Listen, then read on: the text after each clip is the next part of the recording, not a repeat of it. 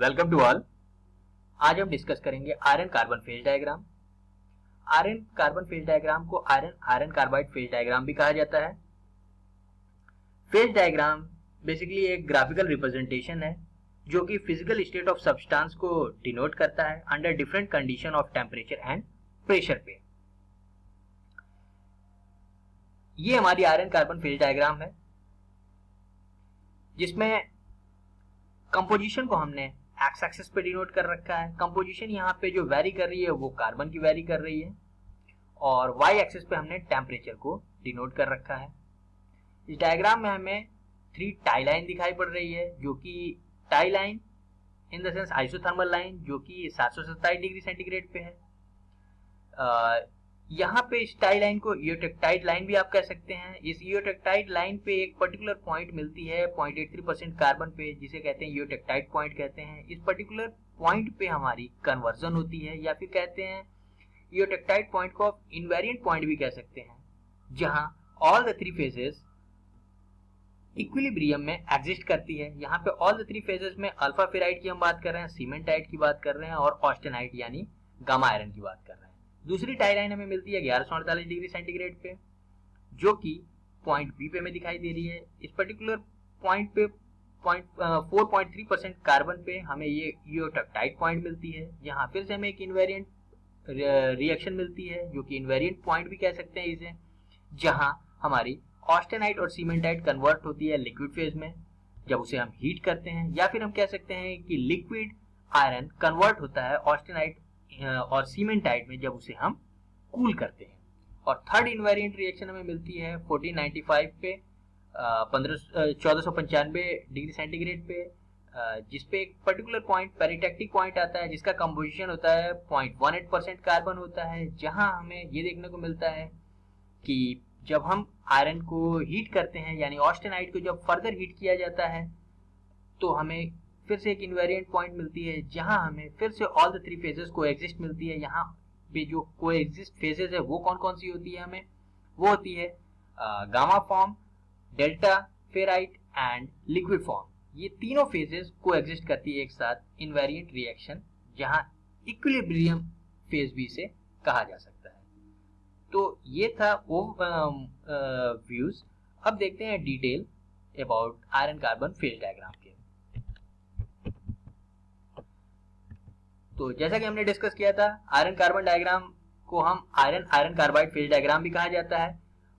यहाँ कार्बाइड की जब बात कर रहे हैं तो कार्बाइड का फॉर्मूला होता है Fe3C और जिसे सीमेंटाइट कहा जाता है। कार्बाइड एक अनस्टेबल फेज होता है जिसमें कार्बन की सॉल्युबिलिटी मैक्सिमम अमाउंट होती है और एट ए हायर टेम्परेचर पे ये कार्बाइड डिकम्पोज होके ग्रेफाइट फॉर्म में कन्वर्ट होता है। Graphite basically free form of carbon होता है जो कि एग्जिस्ट करता है एट अपर सरफेस पे कार्बन के आयरन के in form of flake forms and this is more stable compare to cementite. और इस वजह से कभी कभी ये भी कहा जाता है कि आयरन कार्बाइड फेज डायग्राम को नाम बेसिकली हमें आयरन ग्रेफाइट फेज डायग्राम कहना चाहिए था, क्योंकि ग्रेफाइट हमारा स्टेबल फॉर्म है जबकि हमारा कार्बाइड एक मेटा स्टेबल फेज होता है। Iron carbon phase diagram basically ये बाइनरी फेज डायग्राम होता है क्योंकि यहाँ 2 कंपोनेंट सिस्टम की हम बात करते हैं। 2 कंपोनेंट सिस्टम, पहला हमारा जो होता है वो आयरन होता है और सेकंड जो कंपोनेंट होता है वो कार्बन होता है।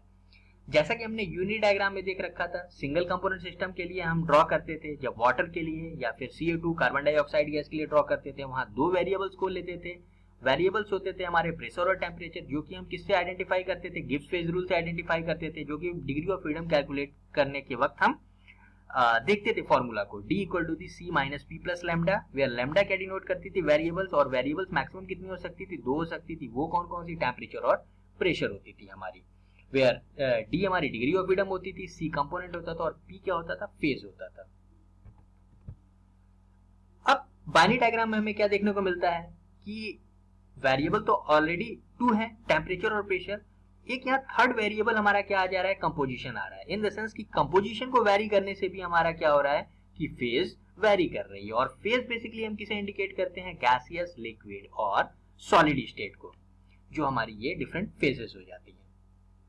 तो यहाँ हमारे पास अब कॉम्प्लिकेशन क्या आ जा रहा है कि हमारे पास 3 वेरिएबल हो जा रहे हैं, जिसे हम 2 डायमेंशनल व्यू में हमें अगर डायग्राम को ड्रॉ करना हो तो ये भी एक बहुत ही कॉम्प्लिकेटेड टास्क हो जाता है। तो इसके लिए हमें क्या करना होगा कि इनमें से एक वेरिएबल को हमें क्या कर देना होगा, एलिमिनेट करना होगा। और कौन से वेरिएबल को हम एलिमिनेट करेंगे, यहाँ पे जो लिस्ट अफेक्ट कर रहा होगा हमारे इस फेज डायग्राम को।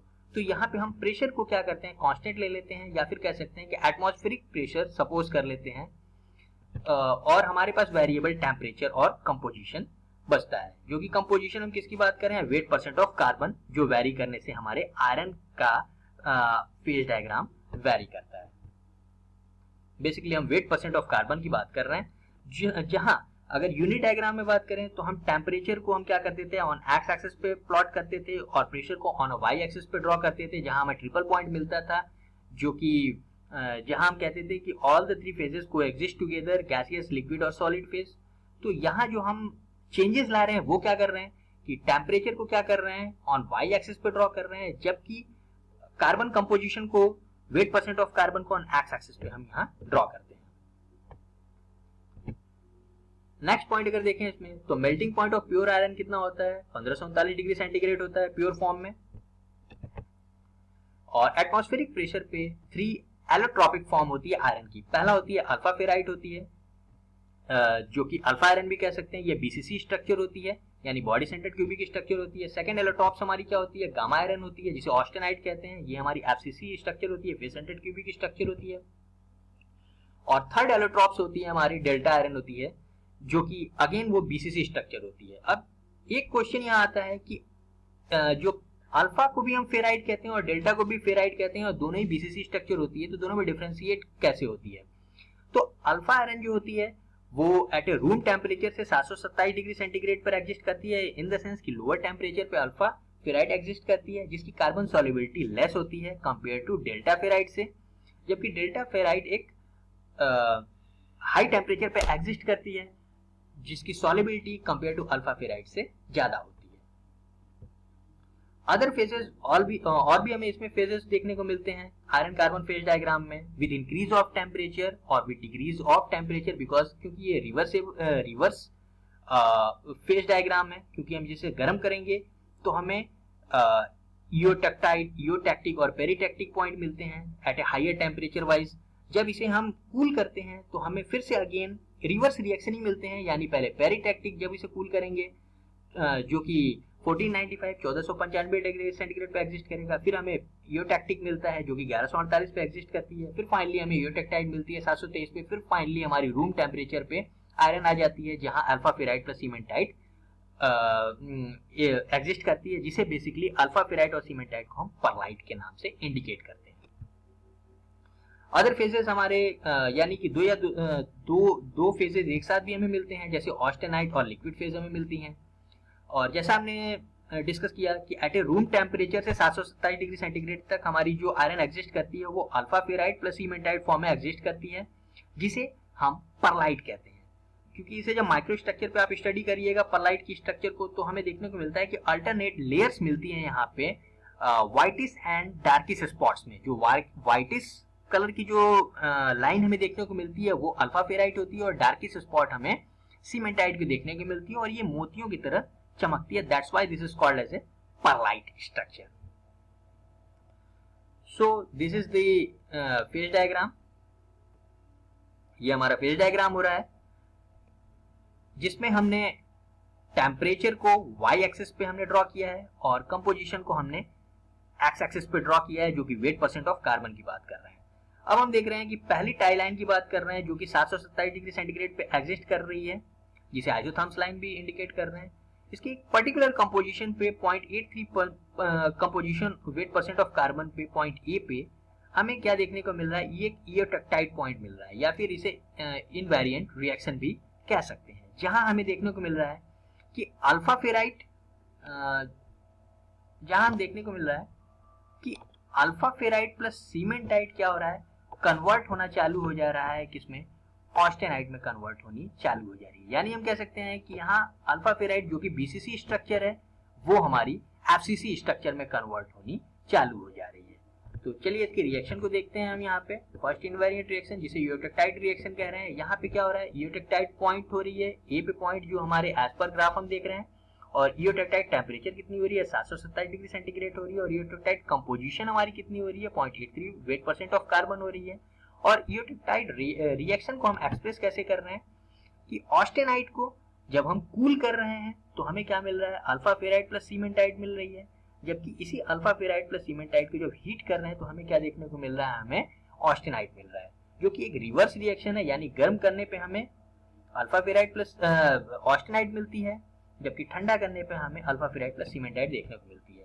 यहाँ पे ईओटेक्टाइडल मिक्सचर की जो बात कर रहे हैं, अल्फा फेराइड प्लस सीमेंटाइट को हम परलाइट कहते हैं, जो कि हमने अभी डिस्कस किया है कि अल्टरनेट लेयर्स होती हैं किसकी, परलाइट अल्फा फेराइड और सीमेंटाइट की, जो कि एक पल्स टाइप से ये लुक आती है, जिसमें व्हाइटेस्ट स्पॉट हमारी फेराइट की होती है और डार्केस्ट स्पॉट हमारी सीमेंटाइट की होती है। इनके हम फ्रैक्शन को भी कैलकुलेट कर सकते हैं, जिसमें इसके लिए हमें यहाँ पे फेज डायग्राम में हमें tie rule lever rule apply करना पड़ेगा। लीवर रूल में बेसिकली होता क्या है कि opposite arm divided by total arm, जो कि फॉर्मूला, उसकी हेल्प से हम कंपोजिशन को भी कैलकुलेट कर सकते हैं। तो अगर डायरेक्टली हम देखें तो फेराइट का जो कंपोजिशन होता है वो 88% होता है, रिमेनिंग 12% हमारा सीमेंटाइट होता है। नेक्स्ट रिएक्शन पे आते हैं, जो कि 1148 डिग्री सेंटीग्रेड पे एग्जिस्ट करता है एट ए पॉइंट बी पे, जहां कार्बन कंपोजिशन हमारी कितनी होती है, 4.3% होती है, और ईओटेक्टाइट टेम्परेचर कितना होता है, 1148 डिग्री सेंटीग्रेड होता है। इस रिएक्शन पे हम देखते हैं तो हमें क्या देखने को मिलता है कि ऑस्टेनाइट प्लस सीमेंटाइट क्या होता है, जब हम हीट करते हैं तो किस में कन्वर्ट होता है, हमारी लिक्विड फॉर्म में कन्वर्ट होती है, यानी ऑस्टेनाइट और सीमेंटाइट कन्वर्ट होने लगती है हमारी लिक्विड आयरन में। जब इसी लिक्विड आयरन को जब हम कूल करते हैं तो हमें क्या मिलता है, फिर से अगेन ऑस्टेनाइट प्लस सीमेंटाइट मिलता है, यानी अगेन ये रिवर्स रिएक्शन होती है। और इसमें जो कॉम्बिनेशन होता है ऑस्टेनाइट और सीमेंटाइट का, इसे हम लेडेबोराइट कहते हैं।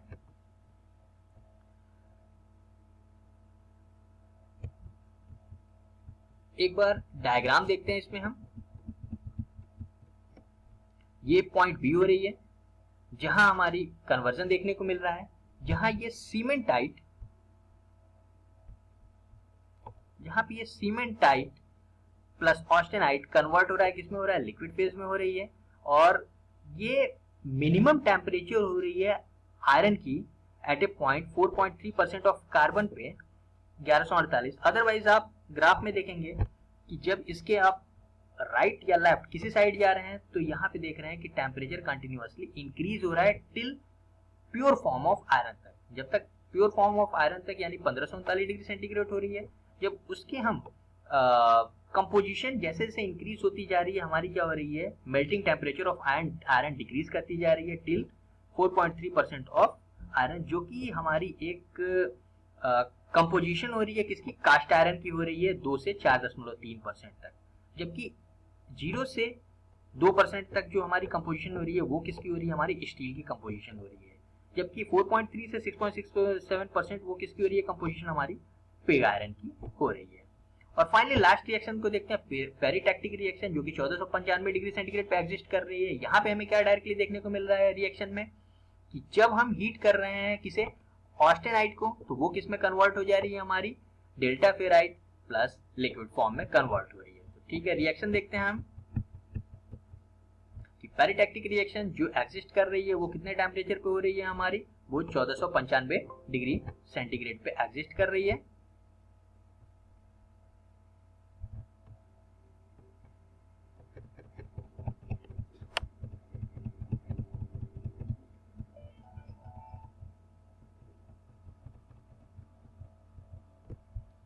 पेरिटैक्टिक रिएक्शन जो है 1495 डिग्री सेंटीग्रेड पे एग्जिस्ट कर रही है। कार्बन का कंपोजिशन क्या हो रहा है, 0.83% कार्बन हो रहा है, और इसमें हम क्या देख रहे हैं कि जब ऑस्टेनाइट को जब हम क्या कर रहे हैं, हीट कर रहे हैं, तो हमें क्या मिल रहा है, delta ferrite plus liquid phase मिल रहा है, और जबकि इस delta ferrite plus liquid phase को हम क्या कर रहे हैं, कूल कर रहे हैं, तो हमें क्या मिल रहा है, ऑस्टेनाइट मिल रहा है।